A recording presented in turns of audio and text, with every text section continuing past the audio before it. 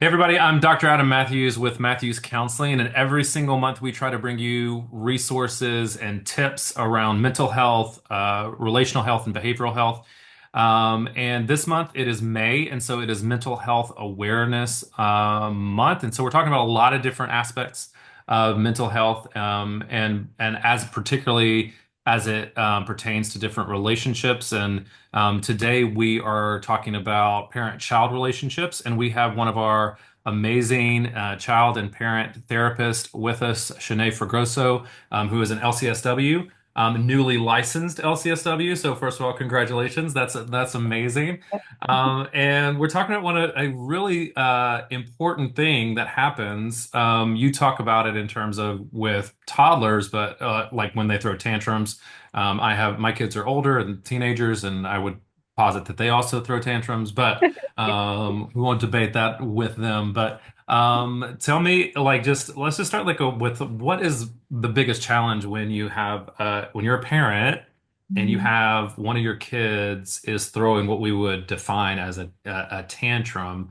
Like, tell me about like with the stress that it puts on you as a parent. I know you have kids. Like, I've been there, and it's that era. Like, tell me a little bit about what that does to us as parents when our kids are melting down. Yes, so I am in the thick of it as I have two Yeah. kiddos, 1 and 4 years old, four going Yeah. on like 24. Yeah. But yeah, like as parents or caregivers, it can really shift our own emotional response, right? Our own mindset in that moment, Mm. where it's like maybe you're feeling overstimulated by the sounds that are happening, right? The screaming, the tugging, right? Yes. And you just want it to stop.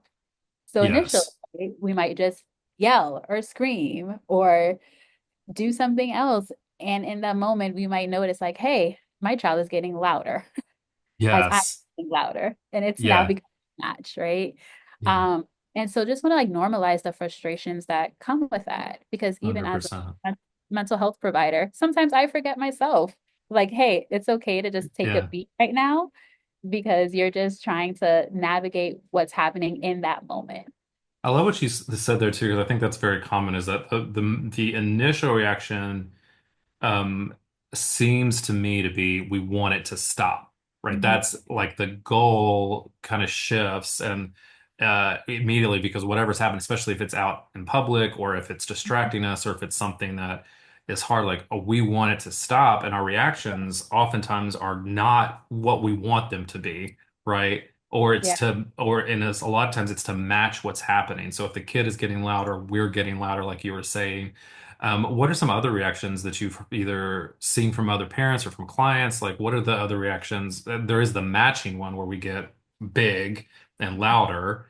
What are some other reactions that you've seen from folks or that you know about? Yeah, some things, right? Like it's a quick in the moment threat, right? Of like, Yes. hey, I'm going to take this away, right? Or like you're not gonna have any tablet.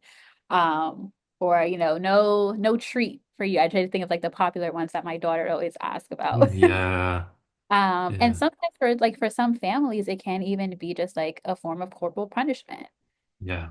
Yeah, and I think the I've seen also too where we try the appeasement type of thing to just try to give them what they want as Yes. fast as possible or what they're demanding, even if it's not the thing, the dessert before dinner, the screen time when Yeah, they're yeah.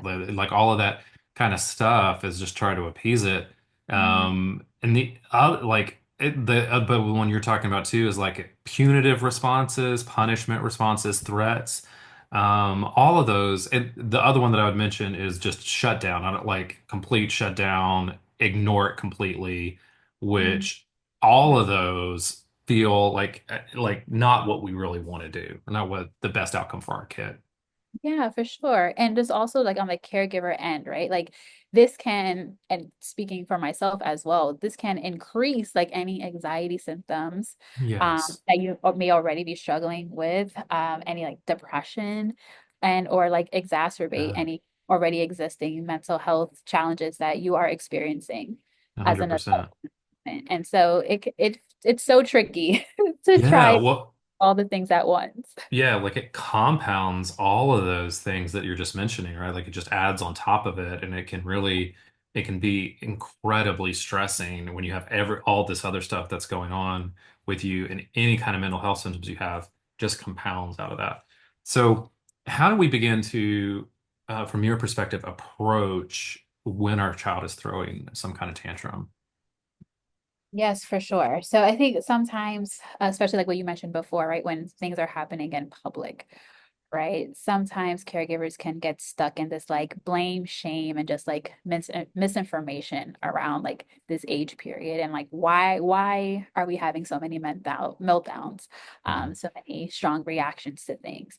And some of the three main ways, there are many different kind, but the three main ones that I focus on is just like taking a minute for yourself, which can feel very difficult, especially if you are in a world where you are a single parent, right? Or maybe you are the only adult in that moment there, right?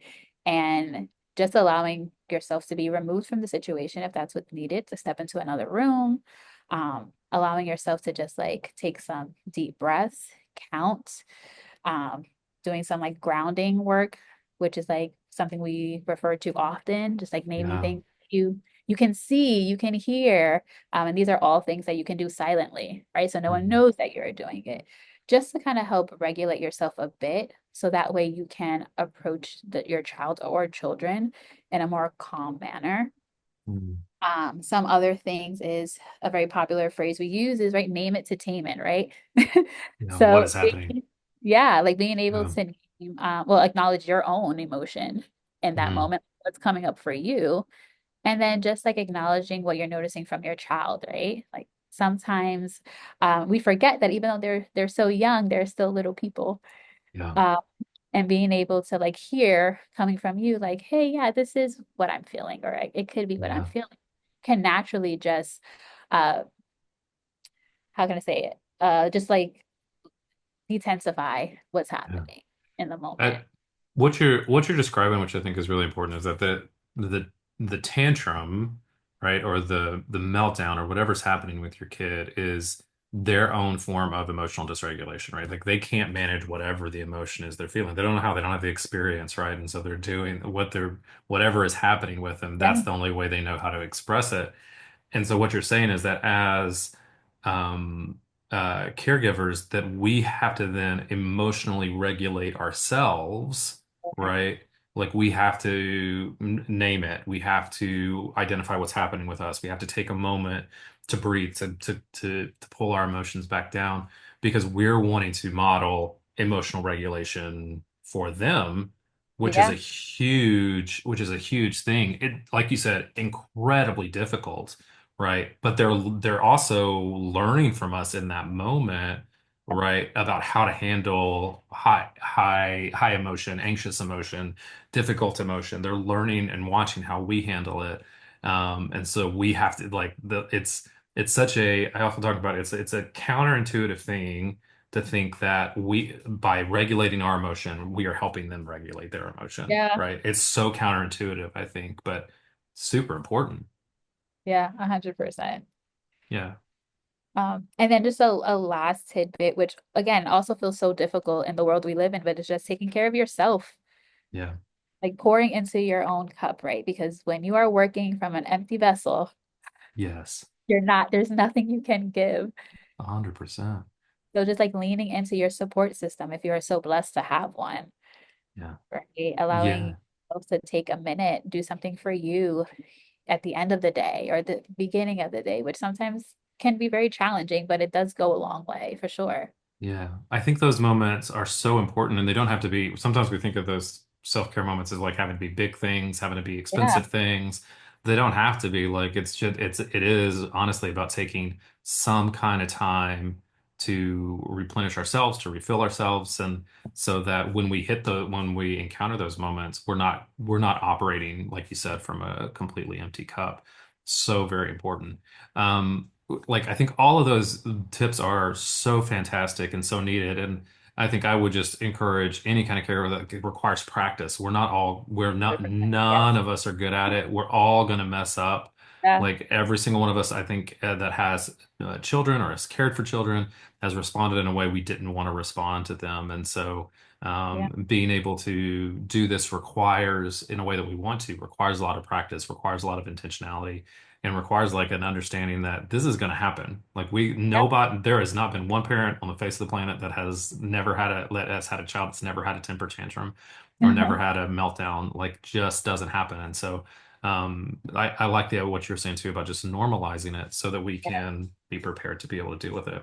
So, Shanae, ask everybody at the end, just like one thing that you would want anybody listening to take away from our conversation. What's the one thing you really want them to be able to hold on to? Yes. I think just reminding yourself that you're doing the best that you can with what you Yeah. can. And sometimes it can feel lonely, right? So Yeah. just encouraging you to lean in to people who you have around you, um, 100%. because it takes a village. That's right. Yeah, you're doing the best with what you can, and I think that that is just such an important takeaway as well. So, thank you so much, Shanae, for talking about this a very important topic. Sometimes we need extra help. We need professional help to be able to somebody to talk to really kind of understand our own processes and what's standing us away from our responding the way we want to, or to just get some tips and tricks for dealing with our kids. If that's you. We have great therapists like Shanae who can help and provide a safe and healing space for you to explore the changes that you want to make, and that also can help make sure that your cup is full. Therapy is an important part of taking care of yourself and making sure that you're full and you're being the best parent that you possibly can be. So you can schedule an appointment at mathewscounseling.net. And you can see bios of our therapists at mathewscounseling.net/therapist. And we have immediate openings available. So check us out there. Shanae, thank you so much. Yes, thank you.